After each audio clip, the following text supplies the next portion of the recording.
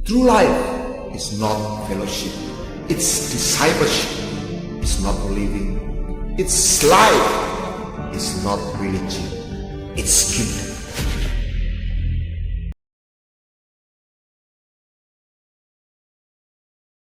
Ya, puji Tuhan, shalom.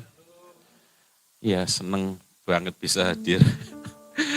Puji Tuhan, saya hadir sini karena kemurahan Tuhan tentunya. Dan karena kebaikan Tuhan yang senantiasa ada buat kita semua.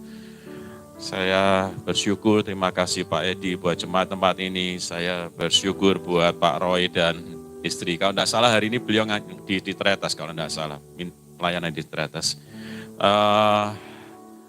Saya dari Madiun, saya ministry ya di Madiun dan kota-kota sekitarnya.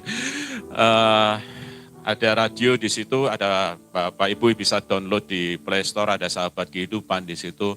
Radio kami streaming 24 jam.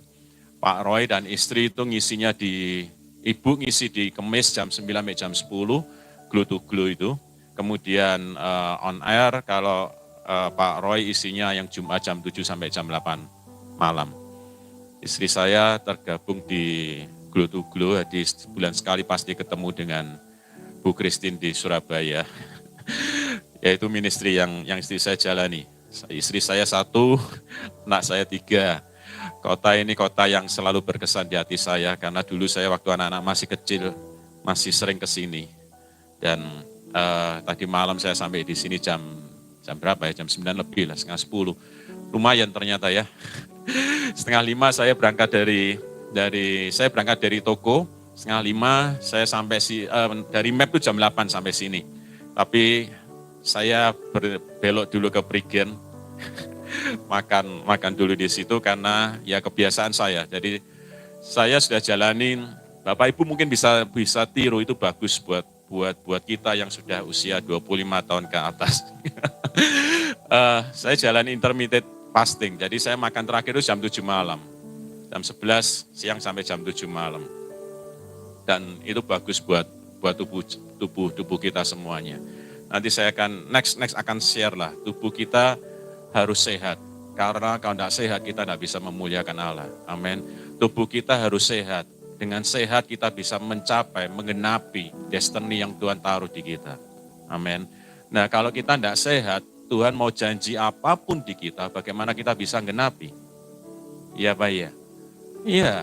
Iya, semua karena Tuhan. Saya iya dan amin dengan apa yang Ibu tadi sampaikan WL. Semua karena Tuhan. Kita ada di tempat ini karena ditopang oleh Tuhan. Amin. Bapak Ibu hadir di sini bukan kebetulan, saya yakin seperti itu. Saya tahu pasti kalau kita boleh ada di sini karena kebaikan dan kemurahan Tuhan. Amin. Mari kita tetap terkonek sama Tuhan. Oke, pagi hari ini saya mau bicara tentang mungkin sudah Bapak Ibu sering dengar ini, tapi saya mendasari ini karena ini pondasi dalam kehidupan kita semuanya. Mari kita lihat di Kejadian 1, 26 dan 28, Kejadian 1 ayat 26 sampai 28.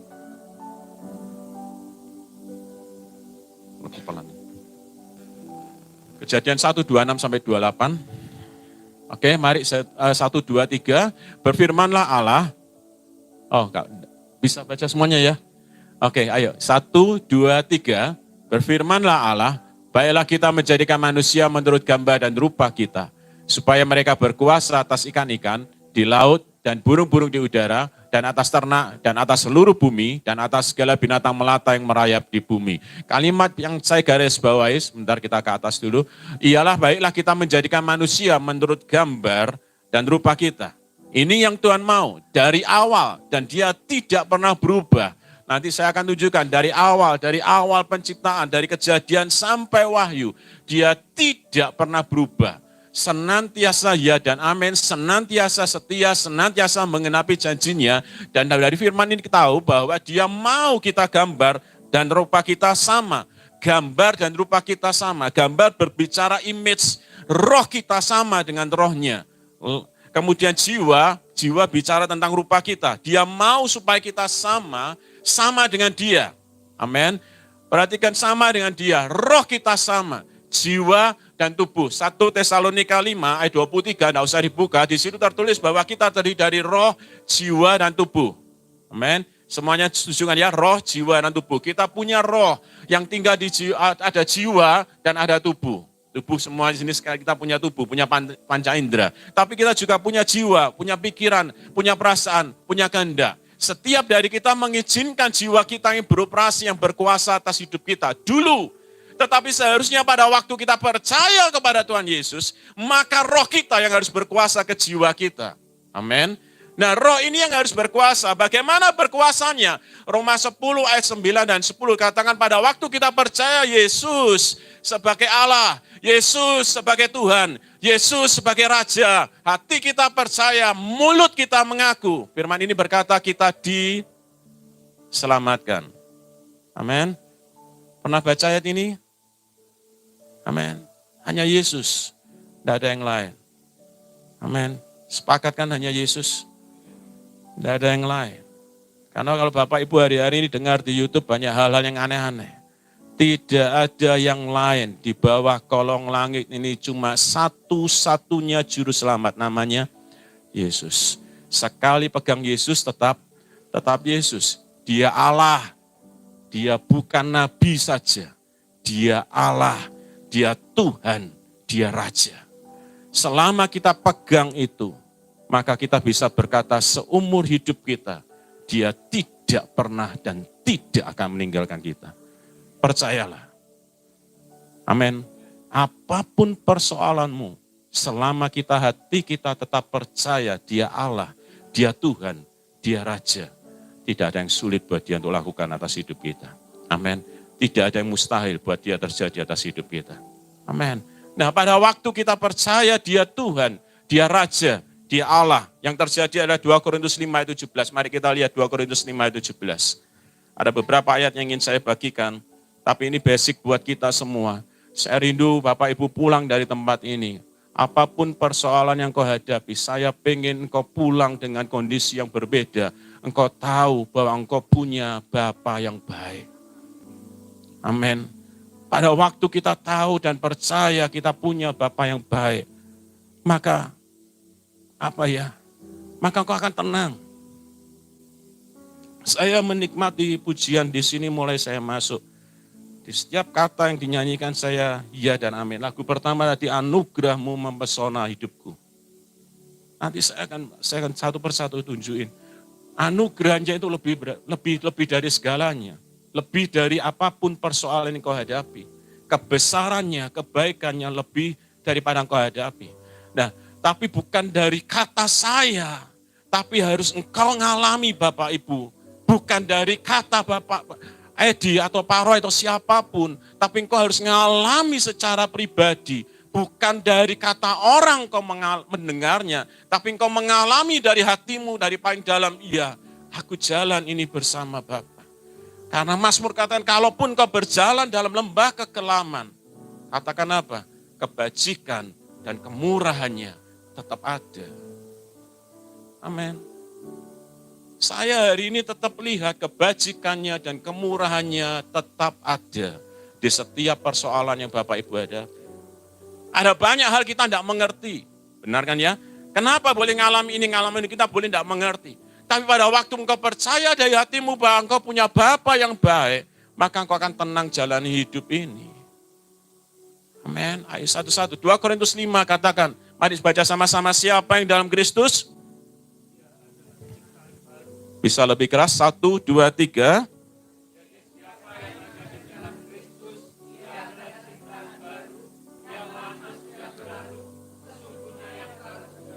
Amin. Yang lama sudah berlalu, yang baru sudah. Bukan akan loh ya, kalimatnya jelas. Kalimatnya kan sama dengan Alkitab saya. Yang lama berlalu, yang baru sudah datang. Bukan akan datang, tapi sudah datang. Artinya apa? Pada waktu kita percaya kepada Tuhan Yesus, roh kita ini baru. Dari mati menjadi baru. Yang lama berlalu, yang baru sudah datang. Amin. Bukan karena usaha kita, Efesus katakan seperti ini. Bukan karena kuat gagahmu, bukan karena usahamu, bukan karena engkau yang lakukan. Karena anugerah Tuhan, Dia membuat yang lama berlalu, yang baru sudah datang. Bagian kita apa? Percaya. Bagian kita apa? Beriman. Bagian kita apa? Terima. Bahwa engkau punya yang baru. Apapun masa lalumu, bagaimanapun bentuk keluargamu di masa lalu. Tapi pada waktu engkau percaya Tuhan Yesus, firman ini berkata rohmu baru. Engkau punya masa depan yang baru. Amin. Bapak Ibu boleh lahir dari keluarga yang tidak tahu mungkin ayah ibunya seperti apa. Saya punya teman yang seperti itu. Bapak Ibu boleh tinggal dalam keluarga yang miskin hari ini. Tapi pada waktu engkau percaya Yesus, masa depanmu ada di tangan Tuhan. Amin. Baru masa depanmu. Pak, keluargaku kena kutuk semuanya. Pak, keluargaku miskin semuanya. Pak, keluargaku sakit semuanya. Firman berkata baru. Bapak Ibu mau memilih percaya firman atau melihat keadaan? Terlalu banyak kita hanya melihat keadaan seperti 10 pengintai itu. Ya, keadaannya banyak raksasa. Ya, keadaannya seperti ini dan sebagainya. Tapi 2 orang, Yosua dan Kaleb berkata, tidak, kita tetap maju. Kenapa? Karena dia pegang janjinya. Sama seperti ini Bapak Ibu. Engkau punya latar belakang apapun, selesai. Selesai. Kenapa saya katakan selesai? Karena kalimat Tuhan Yesus di kayu salib, Tuhan Yesus katakan sudah. Benar? Yang ngomong Tuhan Yesus loh. Makanya tadi saya landasi di Roma 10 ayat 9 dan 10. Kepada siapa kita percaya? Kepada Tuhan Yesus. Yesus ngomong sudah selesai. Artinya apa? Semuanya selesai. Apa yang belum selesai Bapak Ibu? Selesai semuanya. Amin. Tidak ada yang lain, selesai. Berarti selesai. Semua kutuk, semua sakit penyakit, semua penindasan, semua masa lalumu apapun, Dia beri yang baru semuanya. Amin. Ada banyak dari kita, Pak, enggak bisa Pak, keluargaku jantungan latar belakangnya. Keluargaku diabetes, berarti aku akan sakit jantung, berarti aku akan diabetes. Tidak. Karena firman berkata engkau baru. Amin. Pak, aku dulu ngalami pelecehan. Iya dulu. Tapi pada waktu engkau percaya Yesus, baru. Amin. Ada jiwa yang belum. Next. Hari ini tidak bisa jelasin jiwa, hari ini jelasin roh dulu. Ini penting. Rohmu baru. Amin. Sekali lagi, masa lalumu, modelmu seperti apa, kamu dari keluarga seperti apa. Tapi firman berkata baru. Kamu mau percaya baru atau mau tetap percaya lama? Yesus ngomong selesai kok. Mau ditambahi apa? Dia Tuhan, Dia ngomong selesai. Ya selesai.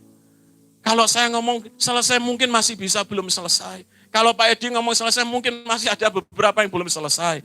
Tapi kalau dia bilang selesai berarti selesai, tuntas, selesai. Amin. Karena itu keselamatan bukan cuma urusan ke surga. S-O-Z-O.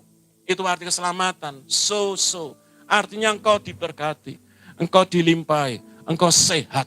Engkau kuat. Engkau punya masa depan yang luar biasa. Hidupmu berkemenangan. Ini arti keselamatan. Ini sama seperti ini 2 Korintus 5:17. Makanya pulang dari tempat ini kau tahu rohmu baru. Amin. Pak, aku ngalamin ini loh Pak hari ini. Tidak peduli. Kau baru. Mujizat pasti ada. Dia Bapa yang baik buat kita. Galatia 4 ayat 6.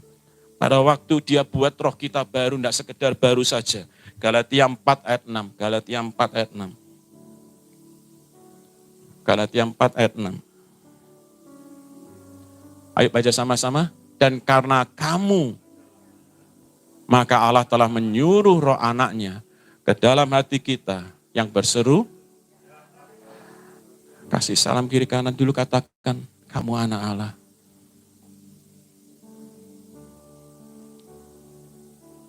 Serius. Semuanya kita anak Allah. Amin. Bapak Ibu perhatian. Ini tidak ada. Mau di agama apapun. tidak ada umatnya yang menyebut Tuhannya Bapa. Iya Pak, iya. Ini satu-satunya privilege. Kalau saya ngomong tidak cuma VIP, ini VIP.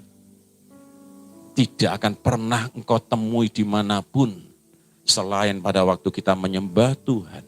Dia ubah, dia berikan rohnya, menyuruh roh anaknya masuk ke hati kita, masuk ke roh kita, bahasa aslinya seperti itu, untuk memanggil dia, ya Aba, ya Bapa. Ini pondasi yang harus kita punya sebagai orang Kristen. Amin. Dia Bapa. Dia Bapa. Tidak ada yang nyebut Bapa. Bapak Ibu kalau doa, panggil dia apa? Dari cara berdoa saya bisa tahu seseorang itu bagaimana hubungannya dengan Tuhan. Dia Bapa. Mau boleh panggil Bapa, mau boleh panggil Papa, mau boleh panggil Daddy. Tidak masalah. Dia Bapa yang kita sembah di dalam nama Tuhan Yesus. Amin. Dia Bapa. Tidak pernah engkau temui panggilan ini selain kita di dalam Tuhan. Dia Bapa, dia Bapa. Dan tidak sebentar seperti ini. Dia suruh rohnya di sini untuk memanggil Bapa. Ayat yang lain katakan rohnya tinggal di hati kita. Memenuhi hati kita. Memeteraikan, menyelubungi hati kita. Untuk tetap memanggil dia Aba, ya Bapa. Amin. Hari ini, pada waktu engkau percaya, siapapun engkau, pada waktu itu hatimu dipenuhi oleh Roh Kudus, maka dimanapun engkau berada, firman-Nya tetap tidak pernah membiarkan, tidak pernah meninggalkan, senantiasa ada beserta dengan kita. Amin. Karena apa? Karena ini, pada waktu itu rohnya sudah ada di hati kita, rohnya baru, kemudian Roh Kudus yang menguasai kita. Perjanjian lama tidak mengalami seperti itu. Hanya orang-orang tertentu mengalami Roh Kudus. Dan Roh Kudus bisa tinggal, hinggap, tapi bisa pergi. Tapi di zaman ini, zaman kasih karunia ini tidak pernah seperti itu. Amin. Roh kita Bapak Ibu tidak pernah sendirian. Ada Roh Kudus bersamamu. Dan kita boleh memanggil ya Aba, ya Bapa. Amin. Nah, ini pertanyaannya buat kita. Sulit atau tidak semua orang tahu tentang kebenaran ini. Kenapa? Karena masa lalu. Pada waktu engkau sering di waktu kecilmu, engkau sering diberi janji sama orang tua terutama oleh ayahmu. Tapi seringkali janji itu tidak digenapi. Pada waktu engkau seharusnya engkau pengen dipeluk, engkau pengen digandeng, engkau pengen digendong. Tapi engkau tidak ngalami itu. Itu membuat engkau sulit untuk memanggil dia ya Bapa. Ada teman saya waktu masih kecil, dia bilang cerita seperti ini. Ini cewek. Dia bilang nih, suatu malam saya pengen pipis. Dia bangunin papanya untuk anterin ke kamar mandi. Karena rumahnya besar. Rumah kuno. Dia bilang, aku tidak berani sendirian ke belakang. Tapi papaku tak suruh nganter, cuma teriak, kamu jalan sendiri. Aku tidak berani kau jalan. Papaku teriak lagi, kamu jalan sendiri. Terus saya tetap tidak jalan. Dia ambil sandal. Kalau kamu tidak jalan, tak lempar ini ke mukamu. Ini hal yang sudah sejak kecil terjadi ya. Tapi dia bisa ingat pada waktu mahasiswa. Waktu acara seperti ini dia cerita seperti itu. Ada seorang teman cowok juga. Dia suka buat Bapak, enggak tahu ini kalau sekarang sudah tidak ada, tapi di zamannya Pak Edi pasti ada. Mainan kertas dibuat pesawat terbang, tahu ya Pak ya? Itu kan seneng banget zamannya kita. Yang milenial sudah tidak pernah main itulah. Mainnya game. Nah, dia bilang, aku ini cuma main kertas gini tok loh, diterbangin. Tapi papaku bisa marah-marah, ngapain kertas dibuang-buang. Ini hal-hal sepele. Ada lagi kisah di mana suatu hari papanya marah dan dia dipukul sama papanya.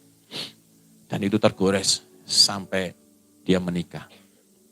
Hal seperti ini yang membuat kita berpikir bahwa dia Bapa yang jahat.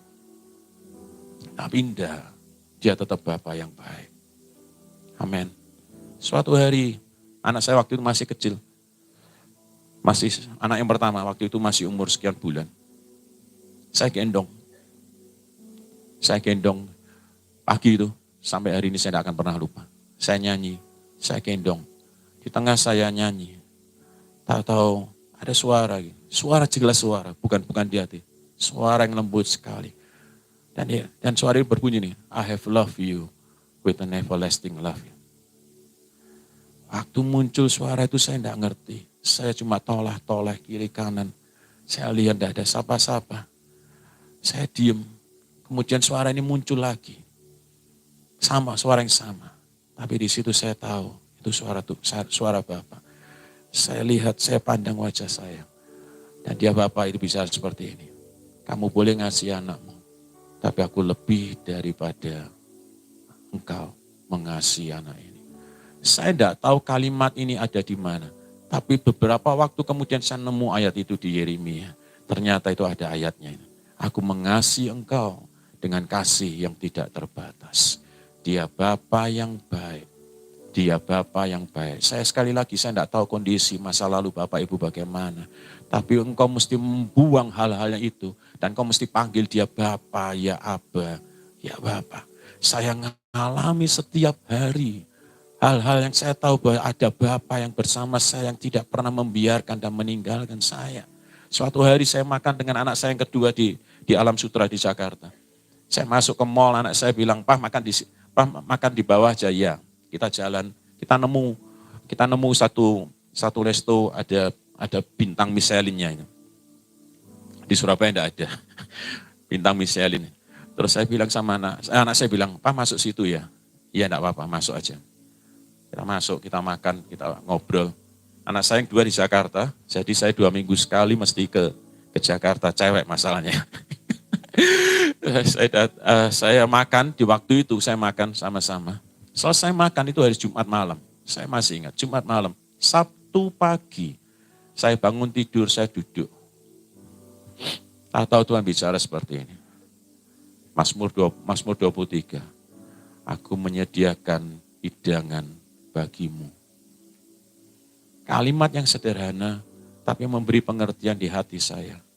Kalau engkau bisa beri yang terbaik buat anakmu, dia sediakan anakmu. Apalagi aku Bapa di surga, bisa beri yang terbaik buat anak-anakmu. Amin.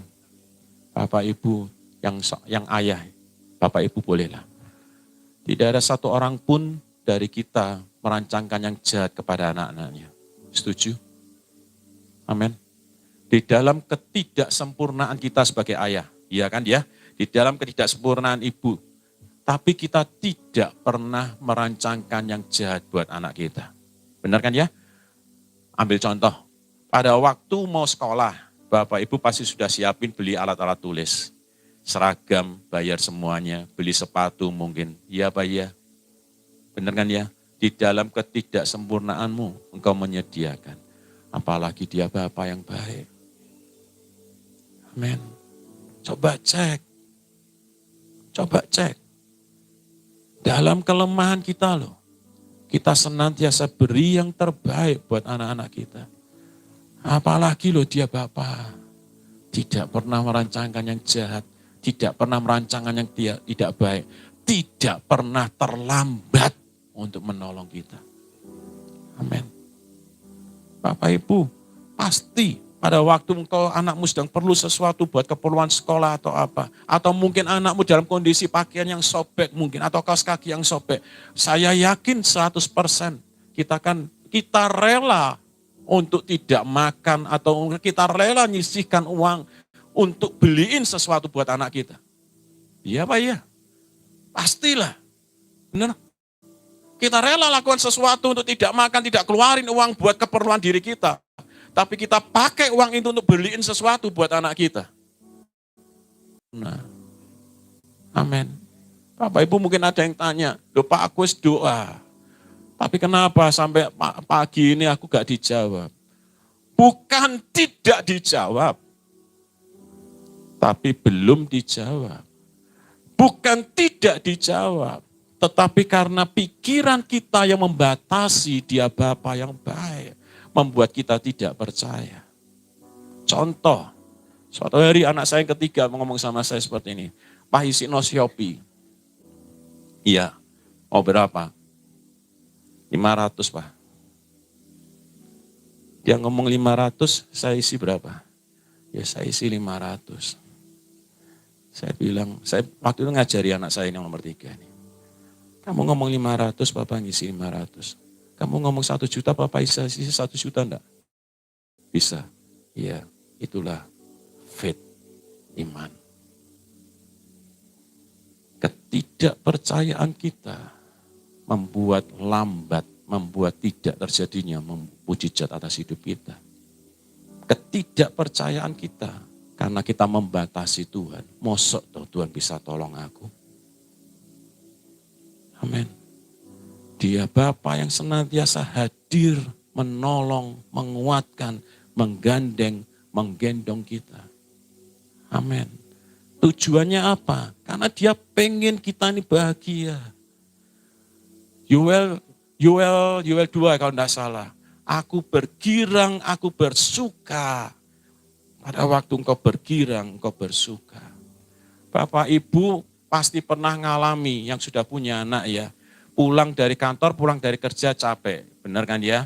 Tapi pada waktu engkau lihat anakmu lari-lari, mainan, celoteh, kemudian guyon mereka. Kita lihat saja loh, tidak nyentuh, lihat saja. Kita terhibur enggak?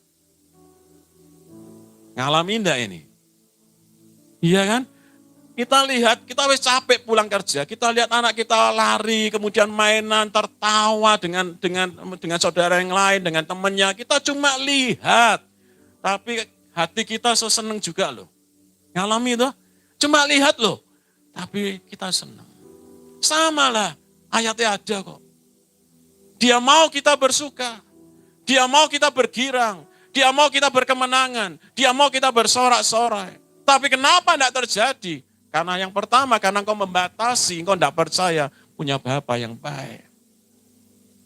Yang kedua, memang ada medan pertempuran di situ. Kita mesti bertempur. Yohanes 10 katakan, aku datang memberi hidup, memberi kelimpahan dalam segala sesuatu. Tapi iblis datang untuk apa? Mencuri, membunuh, membinasakan. Amin. Ini yang dicuri. Apa yang dicuri? Damai sejahtera. Apa yang dicuri? Kesehatanmu. Apa yang dicuri? Jatah berkatmu.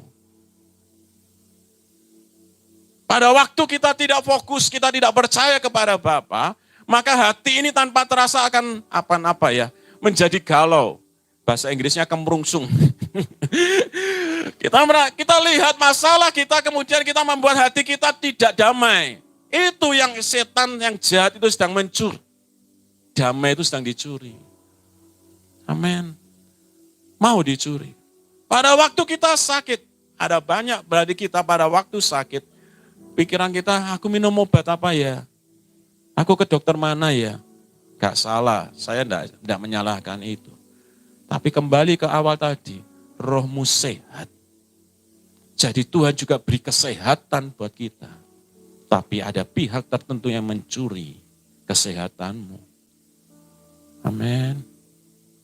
Ayo, saya pengen tempat ini diberkati semuanya, ngalami hubungan dengan Bapa yang baik, dengan luar biasa. Amin.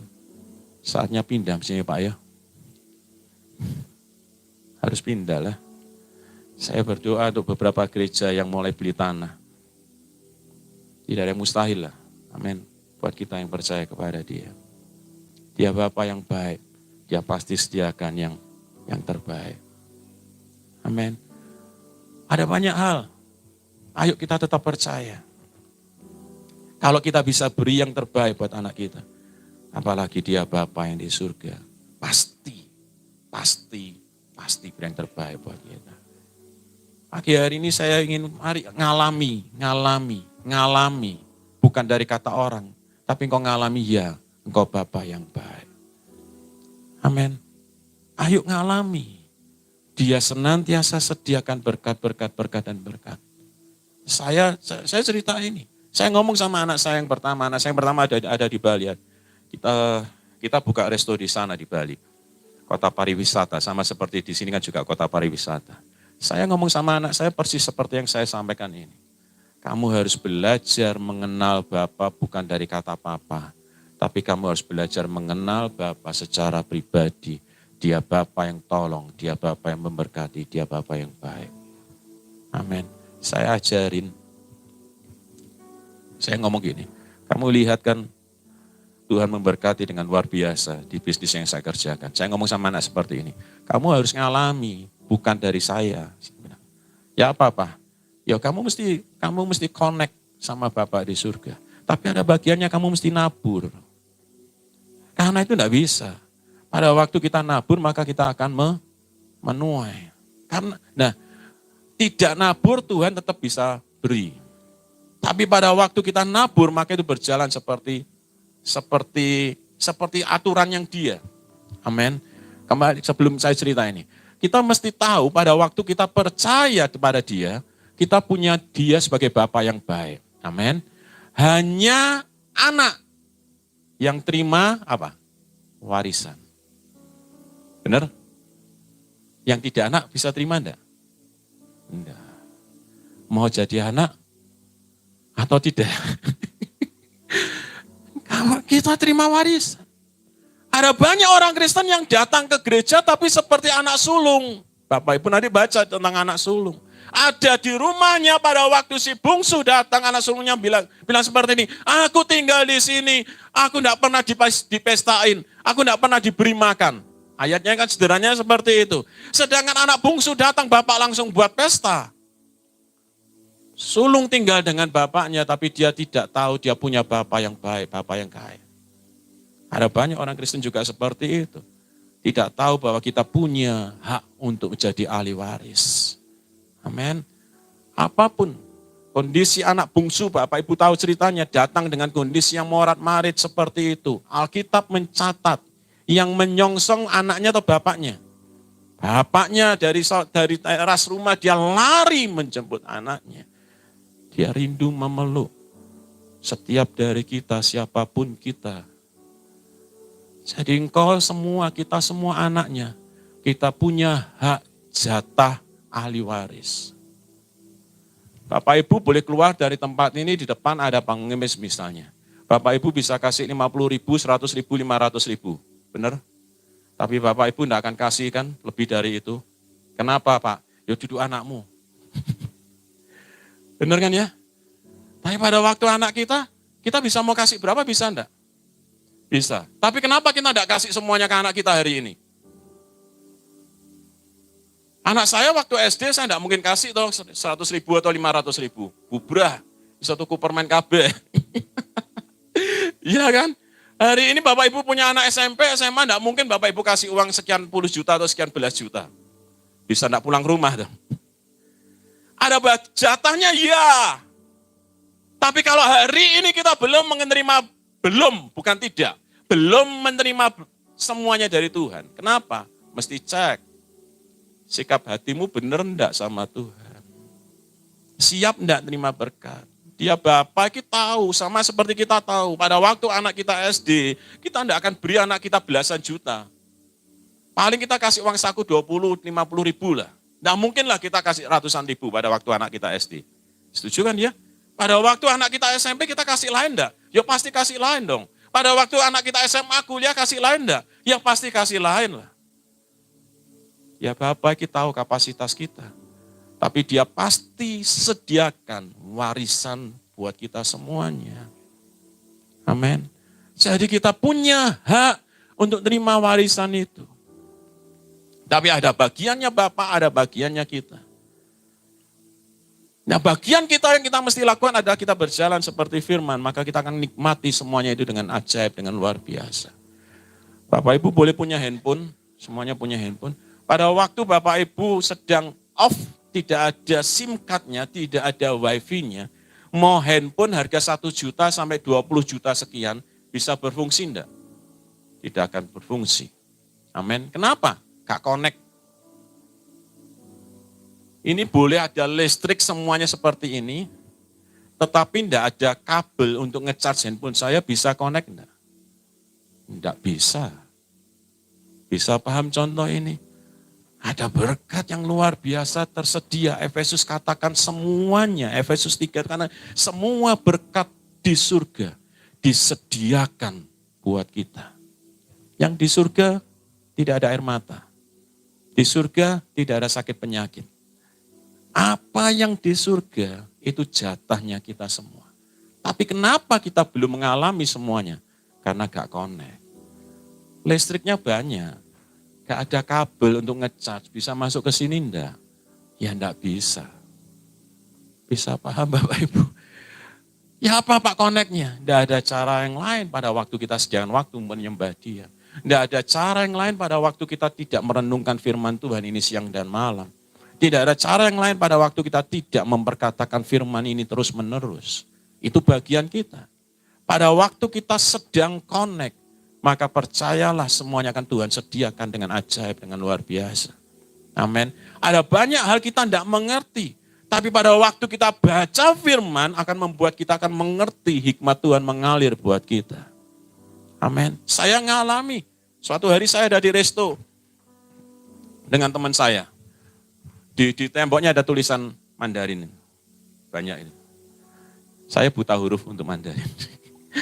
Terus saya bilang sama teman saya, bro ya artinya apa? Dia bilang, aku gak ngerti. Saya juga gak ngerti. Dia keluarin handphonenya. Lebih jelek dari handphone saya. Kemudian dia giniin gitu.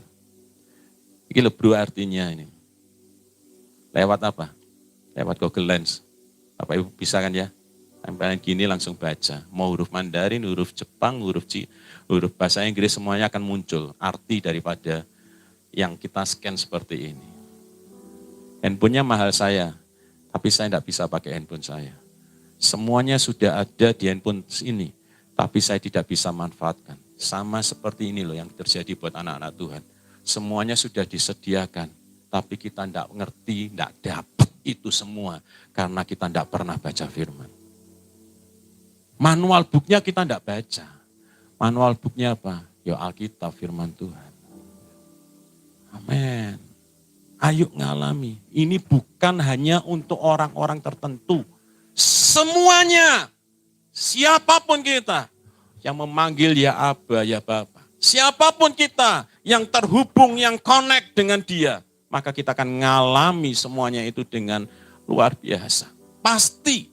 Saya berani bilang pasti. Karena firman berkata pasti. Amin. Semua dari kita akan ngalami. Engkau sehat, engkau sembuh, engkau diberkati, engkau ngalami keajaiban, engkau mengalami pertolongan. Kenapa? Karena engkau punya hubungan yang baik dengan Bapa di surga. Amin. Balik ke cerita anak saya. Saya bilang, kamu sudah doa, oke. Kamu sudah baca firman Dia. Tapi ada bagian yang harus kamu lakukan. Yang seperti firman ajarkan, kamu harus mesti nabur. Saya ajarin dia untuk nabur.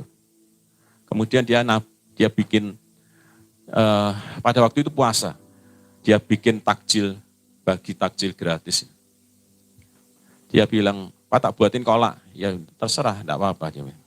Dia buatin kolak 40 atau 50 kolak. Dia dari plastik, kemudian dia di teras restonya dia tulis free, gratis untuk bagi. Terus hampir 1 jam, jadi 30 menit lebih, 40 menit sekian. Baru 40 pack itu habis. Kalau di Batu 5 menit habis ya. Saya diceritain, anak saya sampai kaget loh. Ya masyarakat di situ banyak yang Hindu ya kan ya. Tapi tulis free, gratis, kasih anak buahnya dari teras itu ke jalan bagi kuis. Tidak semuanya mau loh, padahal gratis. Saya bilang sama anak saya ini kalau di Madiun 5 menit habis. Tulis free gitu orang-orang yang datang untuk ambil. Tapi itu enggak sampai hampir 1 jam. Tapi yang terjadi apa Bapak Ibu? Saya doa. Waktu selesai saya doa. Saya ngomong seperti ini. Biar Tuhan, Engkau Bapa yang baik, ngajarin anakku untuk mengenal Engkau pribadi, bukan dari kata orang. Amin. Saya bilang seperti itu. Hal yang sama yang harus terjadi buat Bapak Ibu. Pagi hari ada 1 orang datang, 1 orang aja, jam 8. Datang, terus anak saya foto pesanannya. Wih, saya lihat pesanannya, puji Tuhan lah. Ya sudah. Terus saya lihat dari CCTV, dia mulai, kok sampai masuk ke dapur, dia bantu dan sebagainya. Singkat cerita, 20 menit dia persiapin itu, kemudian selesai semuanya, dia upload foto itu. Hanya satu orang, bayar makanan itu ke dia 4 juta lebih. Saya bilang sama dia, hebat ya Tuhan ya, buat seperti itu. Saya bilang, ini loh, kamu mesti ngalami pribadi, dia Bapa yang menyediakan, dia Bapa yang baik, dan tidak pernah terlambat kebaikan dan kemurahannya. Amin. Ada banyak hal saya bisa cerita tentang kebaikan, kemurahan Bapa. Tapi Bapak Ibu yang harus ngalaminya secara pribadi, bukan dari kata orang. Amin. Pagi hari ini, panggil dia Bapa. Amin. Sekali lagi, ini tidak pernah engkau temui dimanapun. Boleh memanggil Tuhannya Bapa. Ini keistimewaan yang luar biasa, kita punya Bapa yang baik. Panggil dia Bapa. Apapun kondisimu, apapun latar belakangmu. 2 Korintus 5 tadi 17 kata engkau baru. Dan baru ya tetap baru. Engkau punya masa depan yang baru. Engkau punya kesehatan yang baru. Engkau punya kekuatan yang baru. Engkau punya hal-hal yang luar biasa. Yang sudah Tuhan sediakan. Bukan yang tidak loh. Yang sudah Tuhan sediakan. Tapi belum kelihatan. Tapi bisa menjadi kelihatan. Amin. Dia Bapa yang baik buat kita semuanya.